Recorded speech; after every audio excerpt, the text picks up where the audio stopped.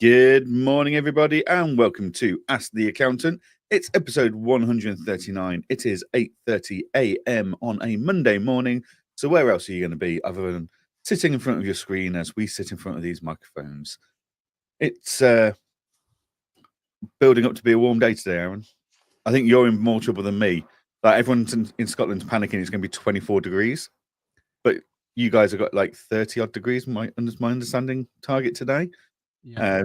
So in the office, keeping cool, I hope. Yeah, I had to do the whole. There's a bit of a thing on socials at the moment. There's about this morning early. That proves what time I got up this morning. Early morning club. There's a big debate about is it cool to state that you're? I would never ever brag about being up early, but when you've got a dog, you don't have a choice because she's sat there going, "Dad, if I don't go out now, you won't let me go out." So come on, let's go. So yeah, that's kind of that's the worst thing for me about these heat waves and stuff is the dog knows. So she's like, right, we're getting up at 5 and we're going to go for a walk and you're going to take me for that walk and go through from there.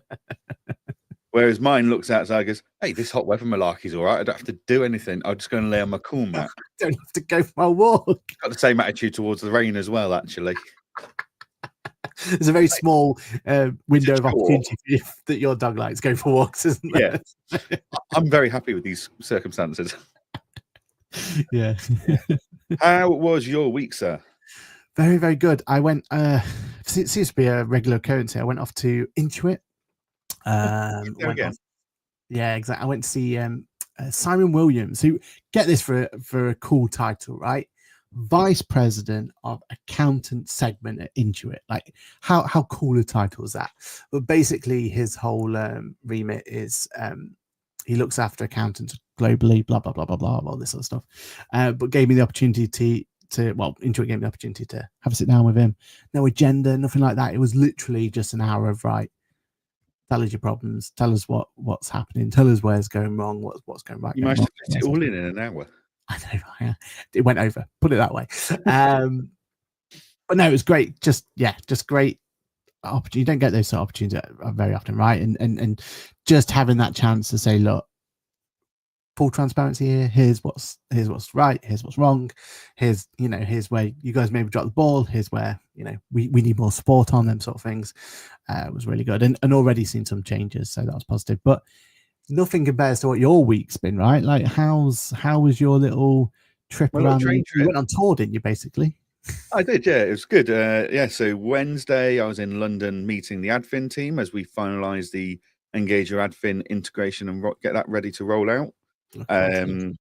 Then Thursday I was in London at the IFA conference in the Royal Physicians base. College place. Right? What a venue. I've never been into an accounting conference with so many oil paintings around me in my life. An amazing space. Yeah, absolutely amazing space. Loads of history and stuff in that building. Like display cases everywhere with diaries and notebooks from esteemed doctors that have made headway in medical research and stuff over the hundreds of years. So yeah, really good from that. And then darted straight up the M40 from there to Solihull for the SEMA Members in Practice conference, which was brilliant. Some of the best food I've ever had at conferences. No way. Where was this venue then? So the SEMA was a hotel conference venue in Solihull. Yeah, just really nice lunch, good spread for lunch, and the gala dinner. Normally with those things, you kind of go, the food's not going to be brilliant because they're mass catering. Yeah, but absolutely fantastic. But yeah, both days were really, really good. Both events were really good. Great to see so many different people, ranging from people that are just starting out to people that have been in. I've been using tax calc since 1997. It's like, that's like floppy disk CD-ROM era kind of tax calc. It's like, Christ. So yeah, it was really good to speak to so many people with such a variety of experience in the industry, yet And- all equally passionate, which was great. Love that. And question on my lips, you were what, 20 minutes away from on the Aaron and Patrick's official list of great burgers in the UK. I didn't go. The number 5 was around the corner, and you didn't go. Oh. No, so we didn't get into Solihull until like 10 o'clock at night. Then we had the gala dinner, and then I grabbed a train around 9 o'clock in the morning on Saturday, so I could get back home. So yeah, didn't go. Ran out of time. That is a must though for anyone in Birmingham. There's a particular burger place that we fall in love with. Cool. Yeah. Right. As per usual, though, we're not here on our own. We are surrounded by our community. So let's have a look in the comments. Louise. Oh no, straight from the top. Sorry. Dave started 8 minutes early. Barely finished pouring my cup of tea by then.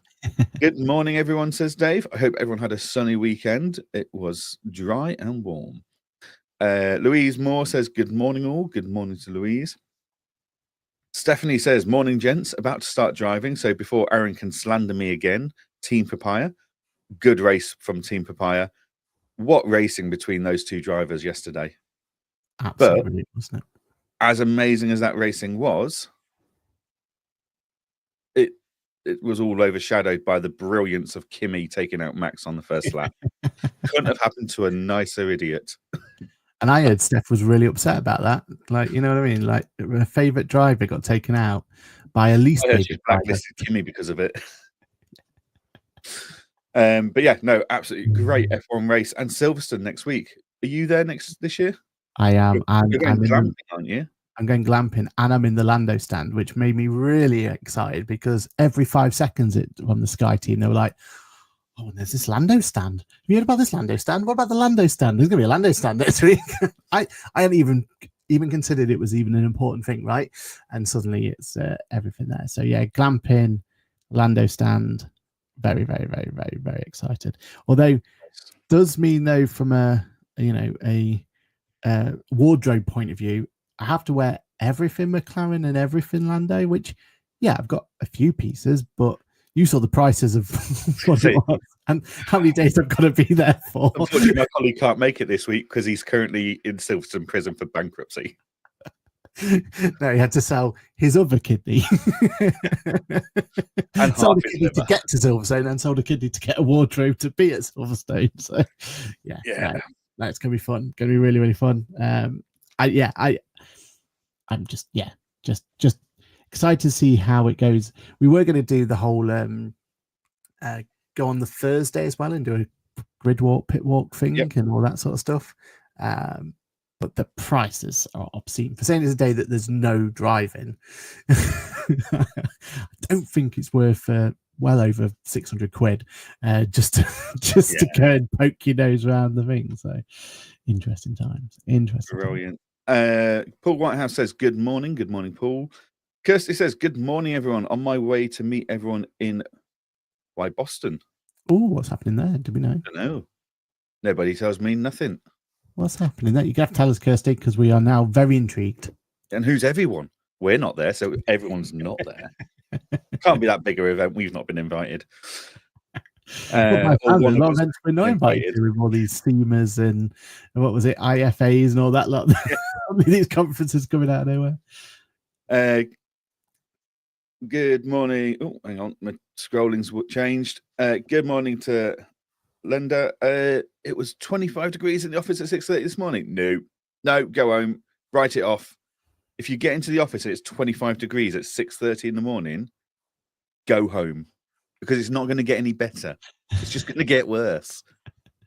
I invested in a fancy fan this time, man.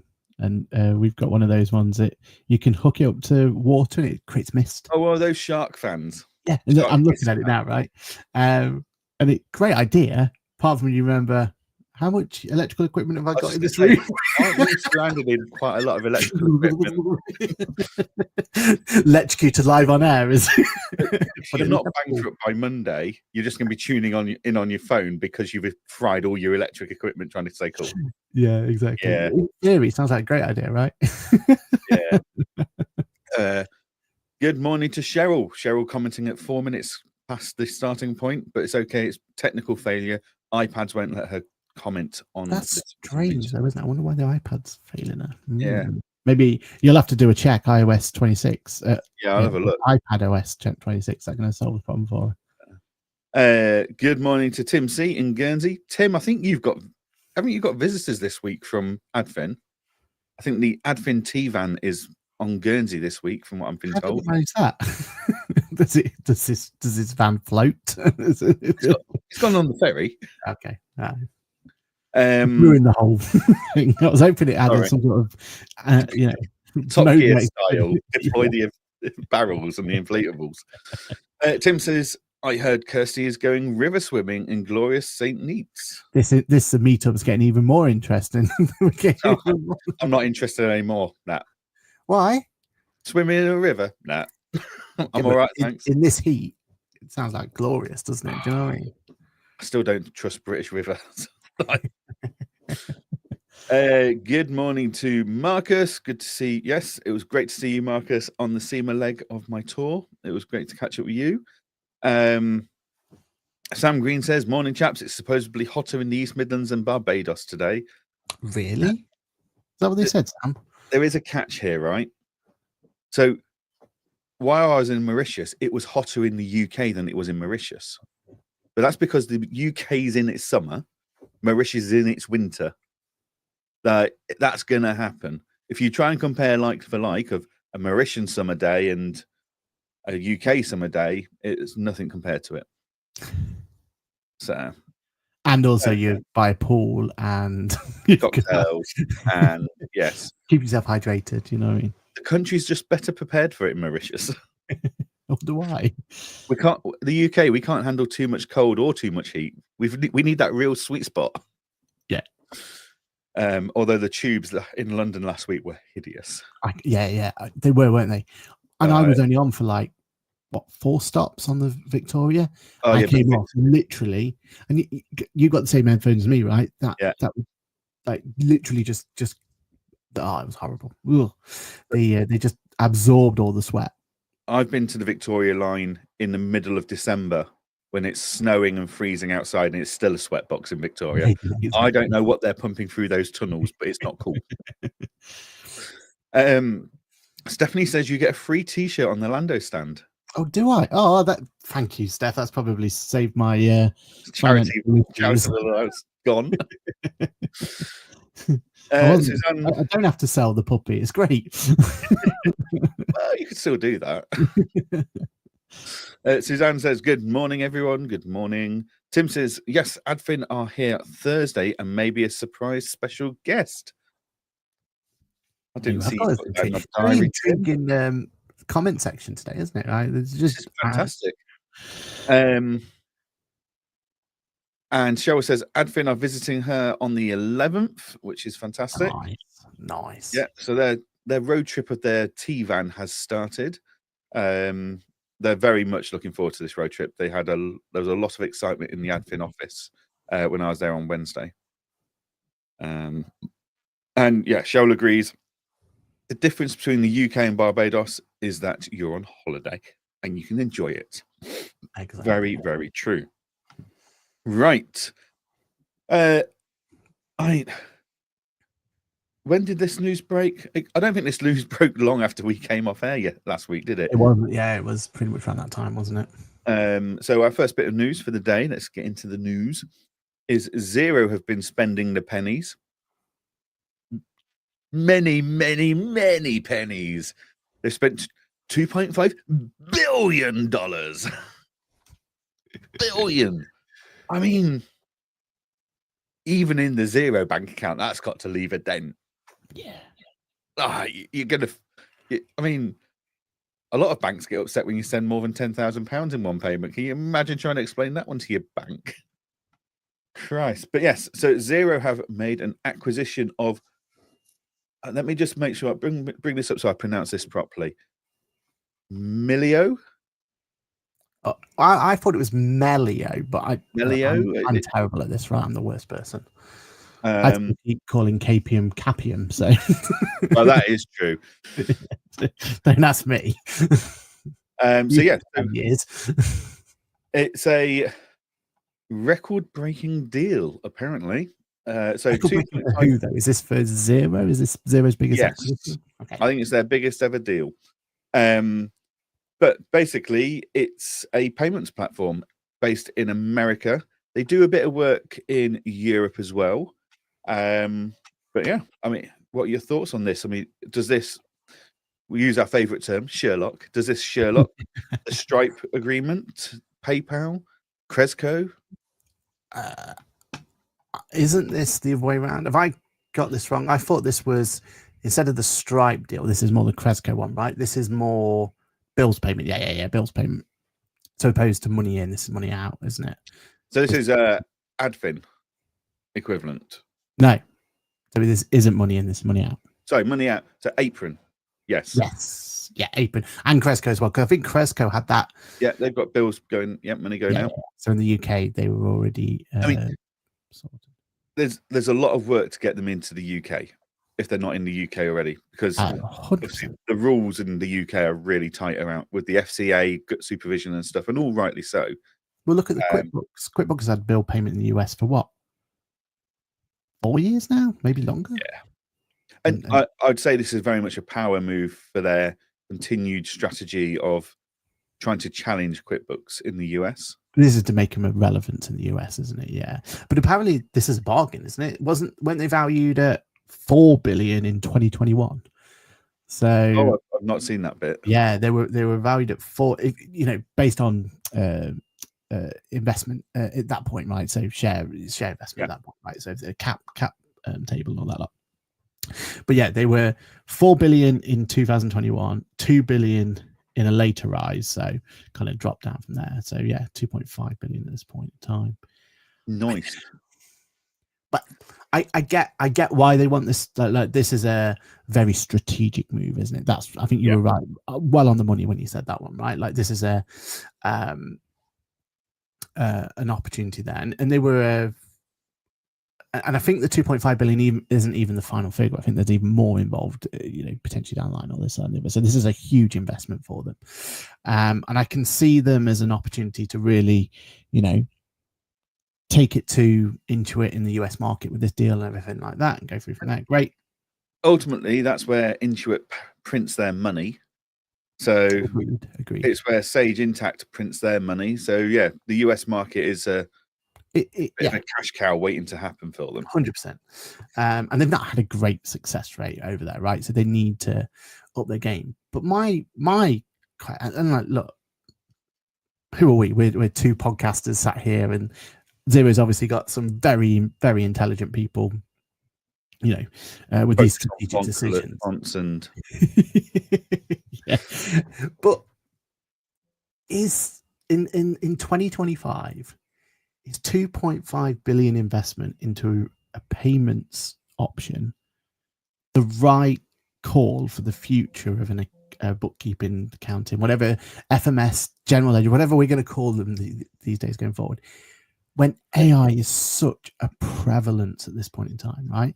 Like every other platform is talking about how AI is going to be the next XYZ. It's going to do this. We've got this. Like, it's almost like back in the day before cloud infrastructure came through, not investing in your cloud product, but going for here's this new courier floppy disk service where we'll flop. You know what I mean? It almost like everyone else can see that there is this big shift coming, and instead of putting all your eggs into that basket, and maybe this will work out for them, but instead of putting your eggs into that one basket, they've gone, everyone's putting their eggs in this basket, but let's just go over to this side and focus on there.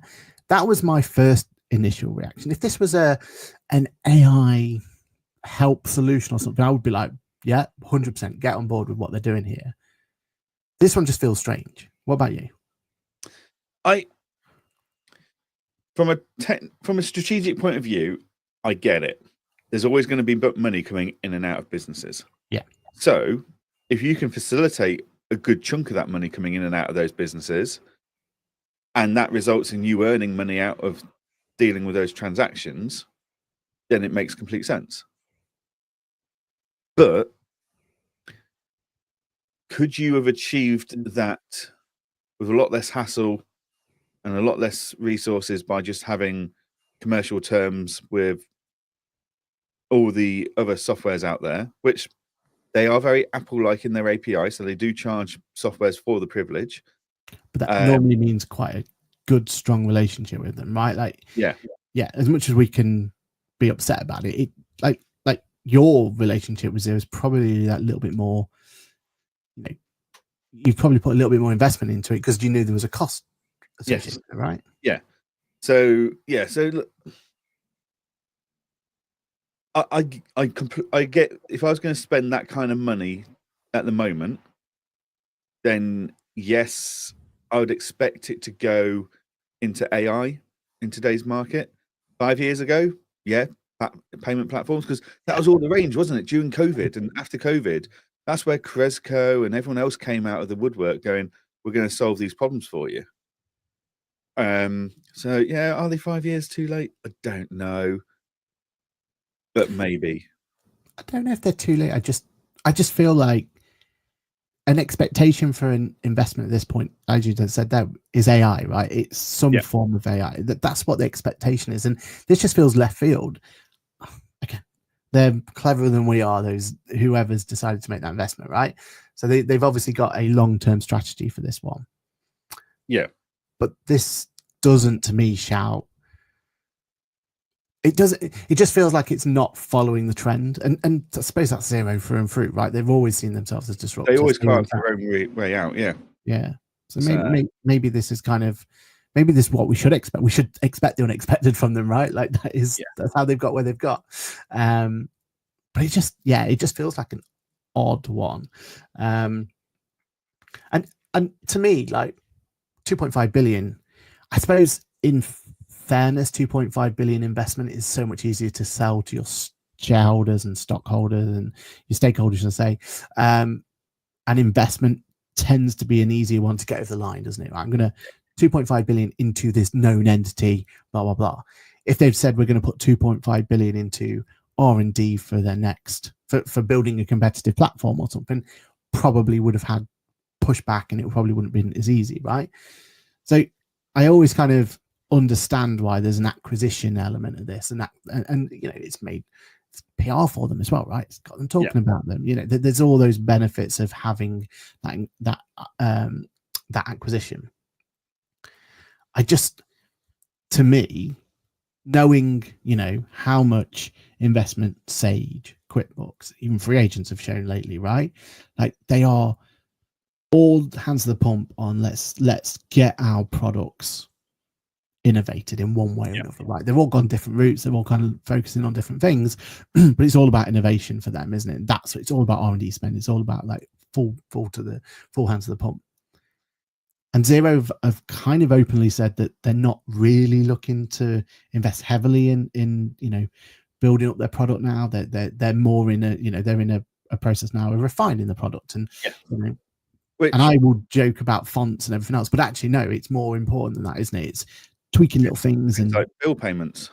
Yeah, exactly. Stuff like that. It's interesting. It will be interesting to see what they do with it and where it goes. Will it just stay in the US? Will they try and bring it into the UK? Well, the UK, they tend to have that product sorted, right, because of the Cresco integration, from what I can tell. I think everyone who uses that Cresco's money when you can have a slice of the whole slice of the pie, though. Yeah, that's the question, isn't it? So yeah, now I am going to go off script here. Oh, there's acquisition news that I've forgotten to tell you about. Go for it. But before we do that, let's just check the comments. Yeah. So Sue Green says, "Good morning, hot weekend. Advin are in Tamworth on the 8th, visiting Rick's Green. Love it. I might, because I've been struggling to find a time to go and see the Advent van, so I might see if I can make that one. And Advin are going to see Kirsty today. Oh, that's why she's there and jumping in the. Wait, she's jumping in the river because of Advin's there. There's a cup of tea at the end of it. And Suzanne says, "I just wish Xero got their bank recs working." I mean, refer back to last week's episode. We've also got news about that potentially later today as well. So okay. And Kumar says, "Good morning. Late this morning. Not sure if you are live on Insta as normal. I get a notification and couldn't find you. Instagram's being a bit funny with StreamYard and just projecting a black screen and audio at the moment, which is not to our standards. So YouTube is always our firm favorite for this kind of stuff. So yeah, we'd love to be on Insta, but it really has become it. Last 3 weeks, I think it was just sending out a blank feed. So yeah, unfortunately, got to deliver this to our standards of operation. But yes, other acquisition news. So the backers of TaxCalc and Engager, STG. For those that aren't aware, STG's got huge prevalence over in America. Cut their teeth with practice management software for law firms in America, and have kind of diversed from there. So last week they announced not one but 2 acquisitions in America. Ooh. I think you'll find both of them quite interesting.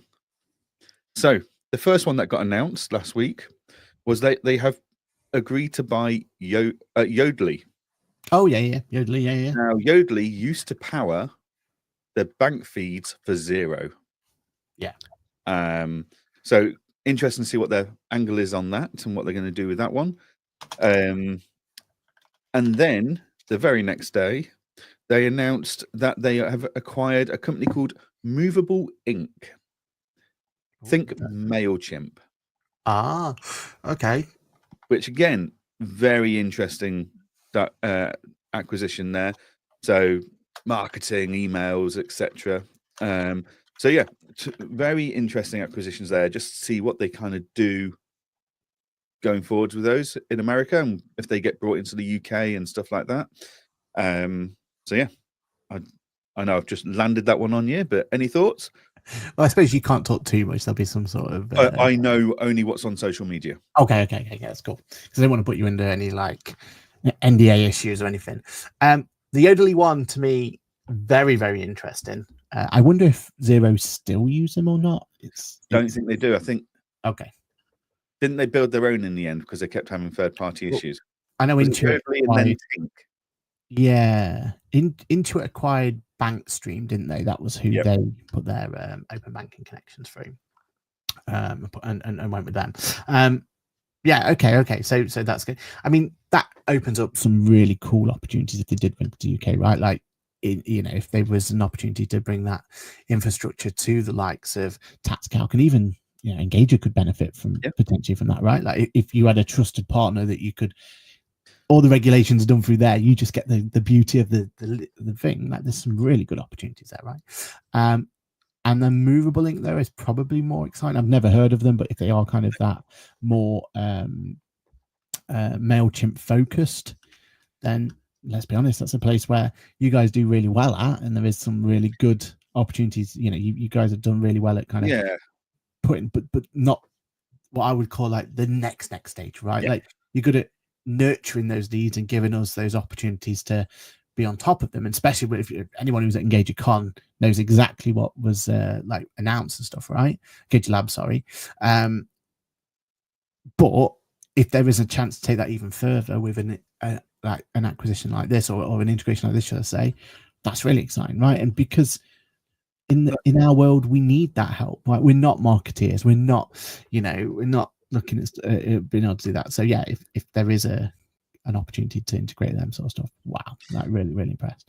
I out of the 2 announcements, is that second one that really kind of excited me more with hello, we could do something with this. So yeah, it'll be interesting to find out more from the team with what the plans are for Movable Ink and stuff, but there's definitely an opportunity there, I think, to enhance the Engager users offering through movable ink. So that'd be very cool. So yeah, watch this space. But the checkbook certainly seems to be getting some hefty use at the moment. Exciting times. Exciting times. Which is always good. Right, less exciting things. Yeah. Companies have changes, people.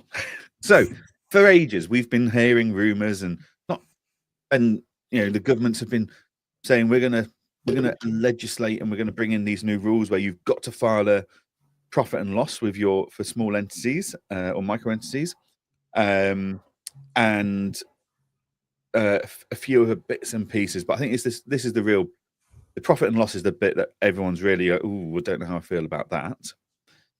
And then they never really told us a date of when we're going to do this and how we're going to do it,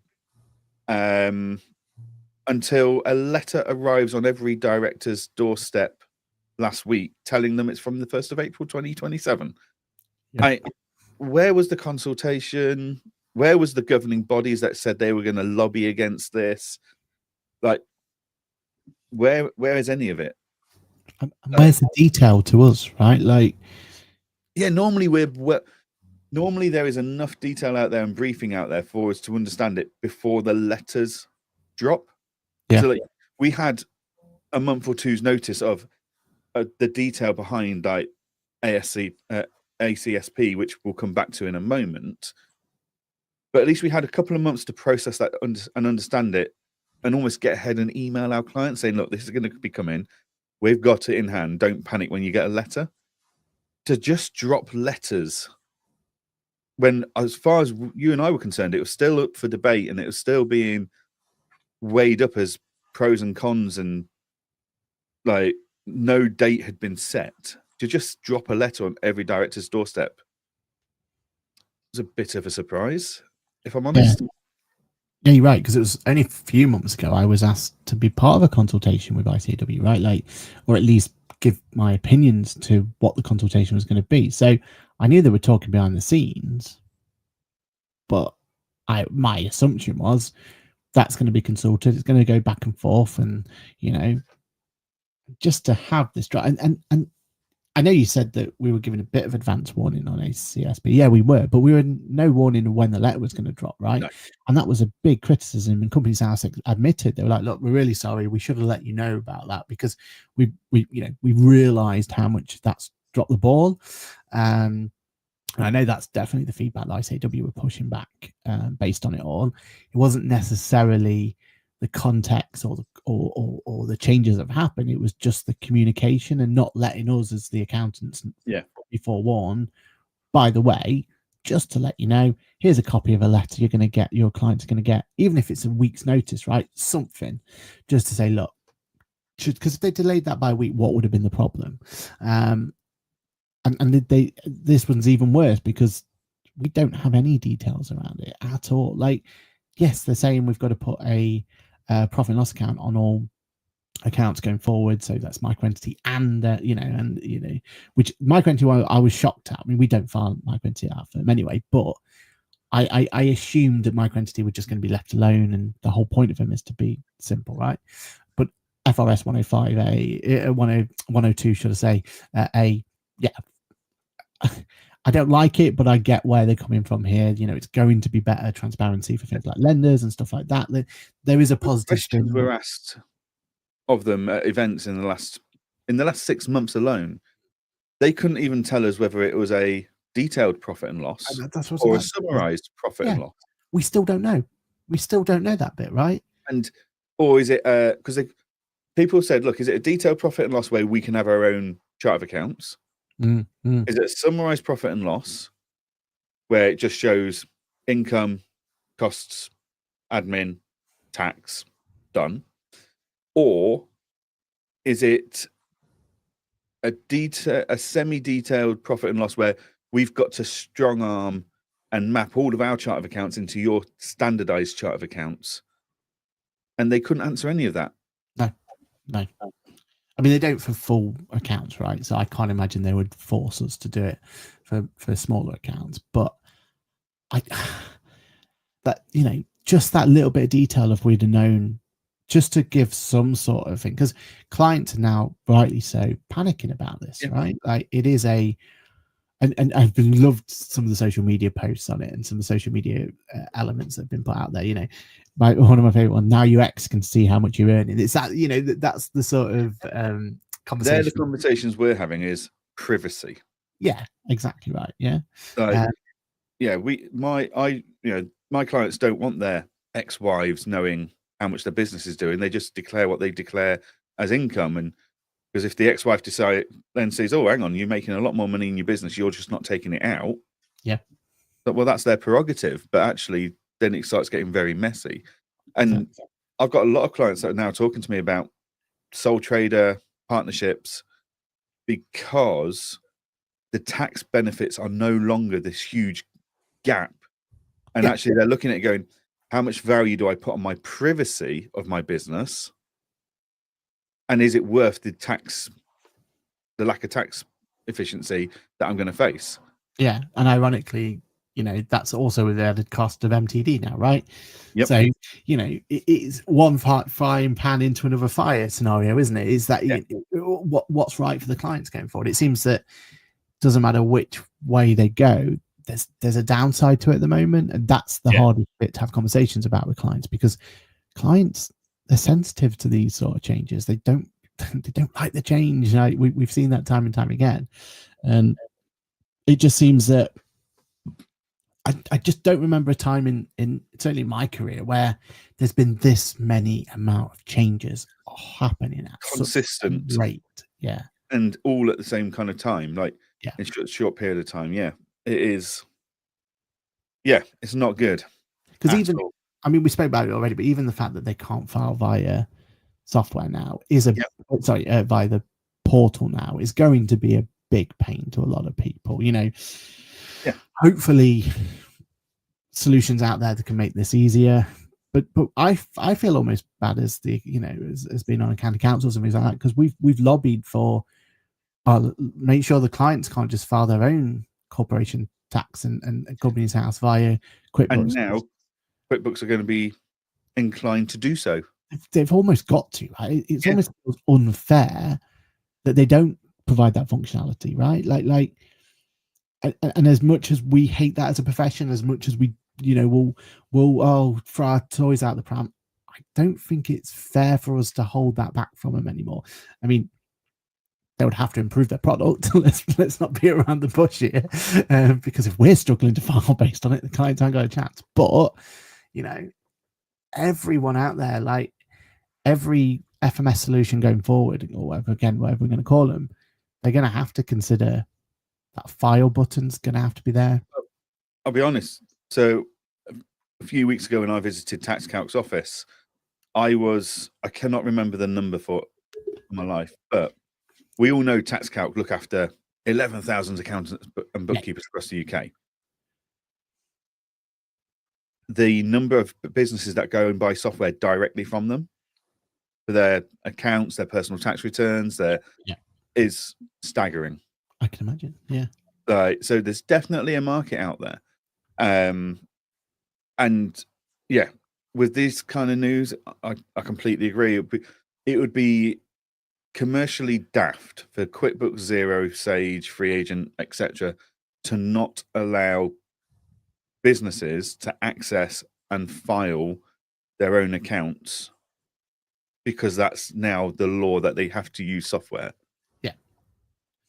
And for some accounts out there, or some companies out there, they're probably going to prefer that because they're in control of what sensitive information goes over, right? Yes, we're not going to file anything without them signing and agreeing to and everything else. But, we could be like, look, we're forced to submit it based on these standards and everything else. And do I blame a couple of clients out there going, you know what, that might be the standard, but I don't have to do it that way. I could, only the standard if I get caught. Yeah, exactly, right. Like, which is ignorance. Yeah, which is not the way to do it. But I can imagine some like businesses out there taking that approach where they're almost having a gun pointed to their head, and we've all had these conversations because MTD VAT. QuickBooks Zero, Sage, Free Agent, etc., could not give our clients the ability to file their own MTD VAT return. They were going to have to do it. And then we've all had conversations about, especially back when MTD VAT started, around the value that we bring and our expertise versus them going, well, the software says it's all right, I'll press that button.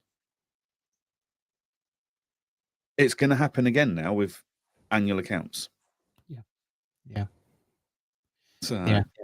I just wish we had the detail, because already we've already sent a couple of emails out just to try and reassure people and everything else, and we've just put it in with the ASCP, whatever the acronym is.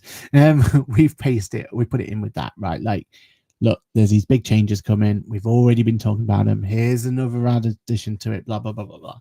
And realistically, we've just given them some acknowledgement that we know about it and that we're going to be acting in your best interest as best we possibly can. That's all we can do at this stage.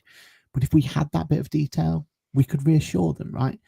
If it is just the detail, which I feel like it'd be daft if it's not just a simplified, yeah, thing. And especially for the micro entity ones, maybe that's when we start adopting micro entity going forward. If it is realistically a really, but there has to be some pushback or give and take here, right?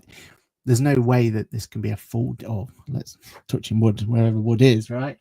Like, I just hope it's not this full detailed thing, because we're just not going to be able to sell that to our clients, right? In any form of positivity. If it is just this, right, to help, if there's a positive spin on, we're going to be able to make it so it's easy for you to obtain finance, for example, because of these changes. At least then you're having some positivity. If it is just a a simplified, abbreviated almost P&L account, at least we've got something.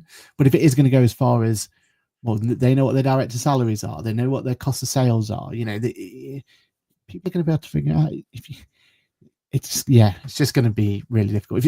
If you're part of a really small company and there's only 2 staff members and you know what your salary, suddenly you're going to figure out what the other person's salary is. It's things like that, isn't it, which is going to be really, really difficult going forward.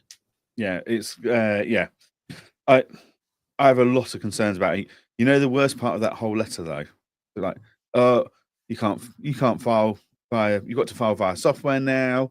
You must give us a P&L now, like April 2027. There were more changes coming, and we'll let you know closer to the time. It's like, well, that's an onerous bloody threat right there. Like, threaten me via letter, will you? Yeah. But and there's no inkling of what the other updates are going to be. Like, so what are they going to throw at us in 2027? Unless they're referring to the ACSP stuff, and this letter was approved before they realized someone had already sent the ACSP letter, but it wasn't posted until later. I don't know. But it's not good. Not good at all. Conscious of time, but Aaron, you've got some ACSP frustrations, and it is ACSP, Authorized Corporate Service Provider. Now, before we get into your frustrations, go for it. Interesting how 2 government departments have a different attitude, right? So, hey, Companies House, you're authorized. HMRC, that we can't even state on our website as accountants and bookkeepers that we've got an agent authority or anything, because that implies we're authorized. Softwares cannot say, even though one's got it on a banner at an event I was at this week, HMRC approved. We can be HMRC recognized for MTD VAT or MTD IT. It's interesting that they've said we're authorized at Companies House, but we can only, a software can at best be recognized by HMRC. But yeah, sorry, go on. Do tell us your frustrations with the new system that you're facing. Well, it's around the same issues, right? Because they've put a gun to our head by putting these letters out without our acknowledgement. We've almost had to rush to get things sorted, right? So we've rushed to get emails out to our clients. We've rushed to figure out what are we charging for this. We've rushed to figure out what's our process and policies and everything else going to be. And all it's done is created this mass panic. And what happens in mass panic? Normally, balls are dropped, problems are going to be you're forcing us down to not be able to deliver on the service we want to deliver at.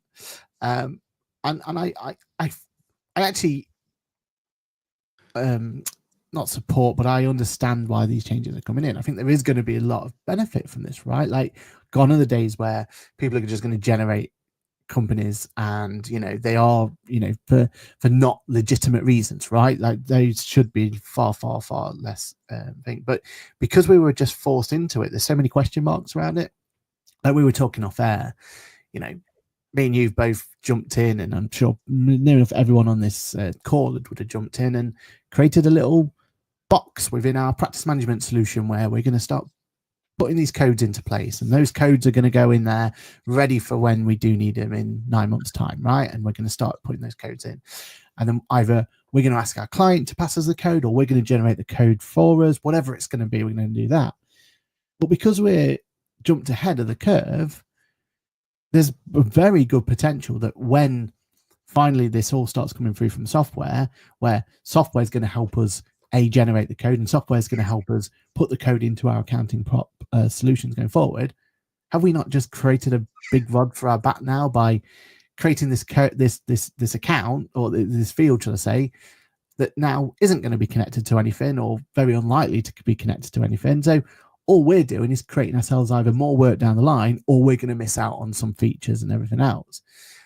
And that's where my frustration's with it. Again, it's just that being forced to kind of, it's the rushed approach. Yeah. No one, I know Zama have got lots of plans for this and how it can all work, but that's all dependent on companies actually delivering the API and the functionality within that API that they've outlined. And my concern with all of this is, look at MTD VAT, the amount of functionality we were meant to get from that API that we still are waiting on. Yeah, the government's departments are more than happy to go, well, let's launch it now, let's figure it out, and we'll add to it later down the line. It's all well and good when but when you've got people like ourselves trying to build our systems and processes around it to go forward and do it right. Like, full disclosure, we picked a price point. We've told our clients there's a price point to be to be ready for this new change. I have no idea if that's, I literally finger in the air, that'll have to do. That it's that sort of mentality, right? And I don't know if I've over or under or whatever. And either way, I'm going to have an awkward conversation at some point, because at some point, surely that's going to have to be reevaluated and changed accordingly. And yeah, it's just with this whole rushed approach, like you've assured me off air that we believe that if we request the code, then it's the same code that they're going to have if they were going to do the ID verification themselves. That and I really hope that's it, but that's an assumption at this point, right? Like, no one's ever told us it's always going to be the same code. We don't have a chance at the moment to verify that code. I've already had loads of code sent to me, and we put them into these things. I have no idea how, have they copied it? Did they copy the right code? Have they gone to ChatGPT and asked for a code? I don't know. I have no idea of checking these things at this point in time. So they've rushed out this communication. They've made this mass panic. They've made our clients worry about it. We've had to, spend a whole week going through our database, putting things in the right places and preparing all this, that, and the other, all because of this just wanting to get a letter out there without letting us know. I'm just worried that there's going to be a lot of people like ourselves who we're just going to end up having more work to do. We're going to almost have to backpedal because we wanted to be at least doing the right thing for our clients, right? And that's what frustrates me is it seems to be the people like ourselves who are trying to get ahead of this and not just burying our head in the sand. Ultimately, we're going to get burnt later down the line, right? Yeah, no, definitely. And it's like, keep in mind, YouTube said, one of my frustrations is that there's no external register that I don't think, for a list of ACSPs. Would be good if clients could see externally that we are on the ACSP. And yeah, like here's my ACSP registration number or whatever. You can use that on the website to verify that belongs to my firm, etc. And that would make it easier for us to justify the new charges we're more than likely going to have to introduce. Or, you know, if you're not introducing charges, why are you having to put and maybe an additional uplift next year on your fees? Or how? Because companies house know that we can't be providing this service for free. Like there's no world where we can do that, right? So there's got to be a charge. Either it's an additional charge or it's an increase to fees or what. However, accountants and bookkeepers and business advisors are going to do this going forward. Things like registering a company is now going to be more expensive because we've now got to do ID checks as part of that registering the company. Yeah, and it's going to be delayed to providing that service for a client now, where before we could be relatively confident that you know, all the lines going to we'll have this done in a couple of days. Like you'll have your company, let's go through there. It's going to have to be a minimum of a week now, right? Because we're going to have to go through get all those things. There's so many more steps. So not only is there an extra cost, but there's an extra time, and those amazing services from like Tide and stuff. You know that service where it creates the company and the account at the same time. Yeah, surely they're going to go now, right? Like unless it's a really simplified one person. They can provide technically getting the biometric data in the ID check at the time anyway. Or they have to provide the code, maybe. Like you already have to have your code. If that code's with you for life. Yeah, if that's because it's like your UTR, your national insurance number, is my understanding. Yeah. Is that will code you will follow you for life, and it will be the same code for however many different businesses you're on. I mean, ultimately, what they're trying to do, obviously, is stop everyone registering businesses for the sake of £13 a year. Obviously, that's changed now. The price has gone up. Yeah. But like everyone used to just register a business just for the sake of going, oh, that's a cool business name. I'll have that. Mm. It's like website domains. We used to register for them for just in case. Might use that in the future. So yeah, it's I don't know. It's this rushed effect, and the problem is now that rushing this through, it takes our eyes off because we're only human. We can only do so many things at once. But that now takes our attention away from MTD. It takes our attention away from AML compliance. It takes our attention away from like we haven't got as much time to spend with our clients because we're having to research more administration burden. Yeah, exactly.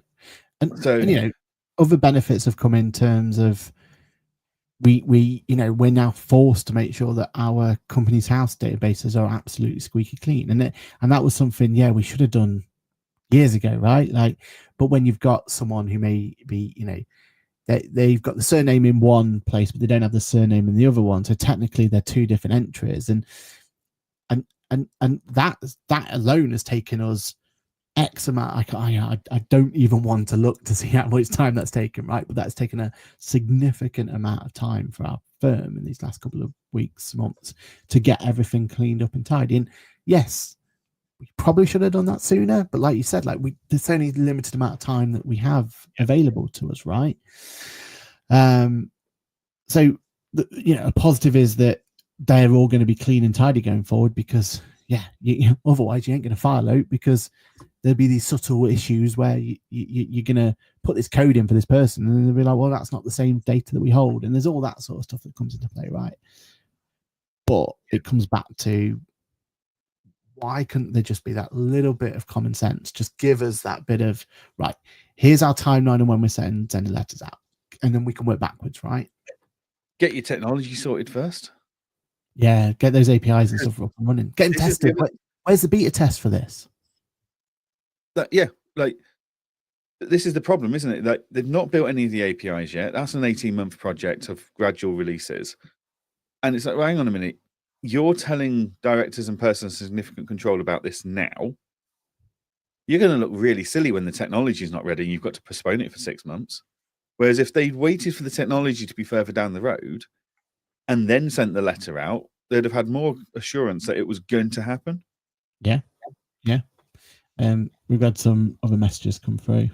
So Kim also said my managing agent for the block management on my house is asking for my code. I'm nervous about sharing my personal lifetime code with them, especially as I have no idea if they are an ACSP themselves. Yeah, so there's no transparency there, is there? And you wouldn't just give anyone your authentication code for your company, would you? Yeah, and you know, when you think about policies and procedures and data protection and ICO and all that sort of stuff, right? Like for every other service that we have ever had, we've got these strict rules of you're allowed to keep this code for X amount of time, and it's going to. Yep. And yeah, our assumption is they'll probably have to fall in, but no one said that. Like there's nothing out there to say, right, going forward, you are allowed to keep these codes for boom. Like this is the time frame you're allowed to do it. Because now we've got to go and update all of our data protection things to just have that extra line of, right, going forward, the code is going to be for this. Like, where was that guidance? When are we going to get told about that? Like, are we just supposed to figure that out as we go along and hope just that kind of an oversight of detail that's actually really important to us? Yeah, exactly right. And it's these little things where, yes, this is a change for the positive for majority of things out there. Fully understand that. But if it's such a significant change, surely somewhere someone should have been like, right, okay, let's figure out how we're going to deliver this. This is also what happens once again when you're a government-led department based on people that have never been in any form of business ownership themselves. To like, where's that? They're going data protection, GDPR, like the practicalities of actually maintaining and delivering this data. That like all they know is, right, we've got to have this functionality. This is our way of guaranteeing less fraud in the system. And they've not gone into the micro detail that's behind it or thought of it and sat there going, right, as a business owner or as an accountant or as a bookkeeper, what are the implications of this? Yeah. And even a unification of what we're calling this going forward. Like UTI, everyone understands. NI number, everyone understands. What is this number called, right? Yeah. Because I'm struggling to even get to grips with the acronym of us being a provider, let alone whatever this digital number is called, so that we can have a uniform approach of putting it through. Yeah. But anyway, that's been my soapbox for ACSP frustrations. What can I say? We will be keeping an eye on it and updating people as and when updates come out. But that does bring us to the end of episode 139. Aaron, what have you got on this week other than Silverstone? Yeah, Silverstone. Also going to see a band called Train, which are one of those bands that they have a banger every almost like 10 years or so. So like, every decade they come out with a banger. So yeah, looking forward to it. It should be good. But no, Silverstone's my big and join us next week as well, because we didn't get to talk about it, but really excited news around AI. I'm one of the big players involved in it, and especially with that whole moaning about reconciliations last year. So yeah, make sure you join next week for that exciting episode. What about yourself though, Johann? Anything exciting, or you actually get to stay at home for a week? All week? Wow, I know, right? I have got meetings and calls, and I've got the Adfin Engager launching webinar on Thursday. Cool. So first sight of that integration will be going. We've covered in the webinar. Just getting some actual work done. As nice as it is to go to all these events and shake everyone's hand and say hello and chat to people, and get all the insights, sometimes you do actually have to sit at a desk and do some work. Yeah, probably ACSP related, or can't actually get to the real work. You must got there's a pile of government implied work to get through as well. Exactly. Looking forward to a chilled week at home though. Yeah, but it sounds like next week's topics are already covered, so should be an exciting one. I mean, it's just an hour discussing F1 Silverstone, isn't it? I mean, let us know in the comments. Is that allowed? What's the retention rate when we just talk about F1 for an hour? We'll see. probably drops off as quick as Max did on the first lap. Yeah. Be careful. That's Steph's favourite driver. We've got to be careful, haven't we? She's going to slap you so hard one day, and I can't wait to watch it. Right. Thank you very much to all of our community and viewers and listeners for joining us, putting your feedback in, asking your questions. It is great to hear from you all. And we will be back here next week at 8:30 a.m. on Monday. I should know that time by now. Episode 140. But yeah, that is everything from us. So thank you very much and have a great week to everybody. Cheerio, everyone. Bye for now. Bye-bye.